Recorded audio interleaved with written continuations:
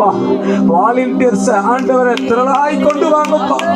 பயத்தீமை கொண்டு வாங்க ஆண்டவரை. புறஜாதி மக்களை கொண்டு வாங்கப்பா.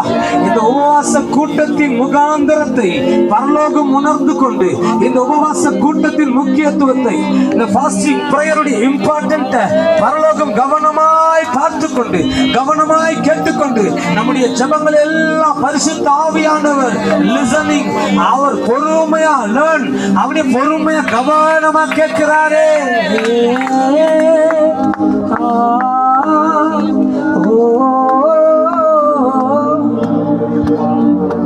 கரை தெரியாமல் கண்ணலைந்தாலும் எங்கள் துதிகள் ஓயாது, எங்கள் வைராக்கியம் மாறாது, எங்கள் ஓட்டம் நிற்காது.